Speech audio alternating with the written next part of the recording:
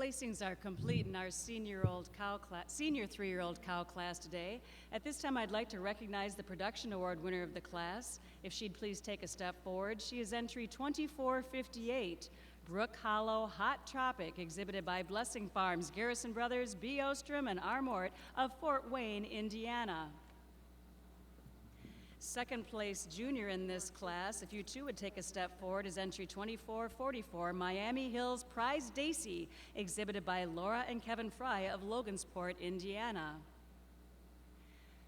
Third place in the class is entry 2453, Cruzy's Victor Jitterbug E.T., exhibited by Rick Cruzy of Earlville, Iowa. Second place honors go to entry 2454, Velker's Durango Sasha, exhibited by Ken Main and Peter Vale of Copake, New York.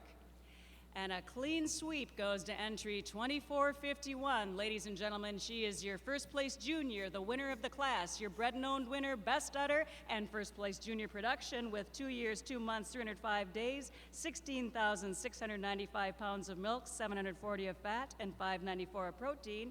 Entry 2451, Cutting Edge T. Delilah, exhibited by Kyle Barton of Ancrumdale, New York. Congratulations. While you're clapping, if you would, just give a round of applause to the entire class.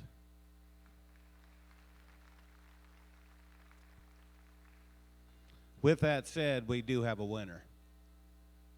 Balance, dairiness, correctness of parts, width, power, crisp. They could all define this cow. A cow that's just got it all. Starting with the width of her muzzle, carrying that all the way back to the width of her rump structure, down through her rear udder, so much more at the top of her rear udder, so much more capacity to her rear udder, so much more capacity throughout to place over the cow in second. However, the second cow follows the pattern of my winning cow, really, really handy. A cow that, again, you start at her muzzle, she's got the width, the power, the width of chest. She's more balanced on her udder floor. She's more prominent of her tail setting. I like the cleanness of bone to the hock, the set to the leg, the depth to the rear flank and rear rib to place over the altar dairy cow in third. Third cow and fourth cow in our mind are extremely close. I give the advantage to the third cow in dairiness. She's cleaner, flatter bone kind of a cow. She has more length to her fore udder. I like the way the front teeth set under just a little nicer. And I like the cleanliness down through her thighs and over her ribs to place over the great frame cow in fourth. Fourth cow, beautiful uddered cow as well. She's a little covered up for us today. I'd like to see more capacity to her udder, more top to her rear udder, more length and stretch to her fore udder. And I would grant that to the cow in fifth. The fifth cow has a little more length to her fore udder. She's just a little too tight in her midsection to get up into the fourth hole today.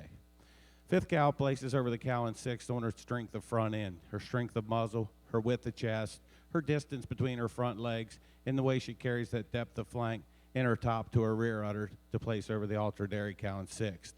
Sixth and seventh, very similar in kind. When you get behind this pair of cows, obviously the cow in sixth has more width to her rear udder, and that's why we made the switch. Congratulations to all.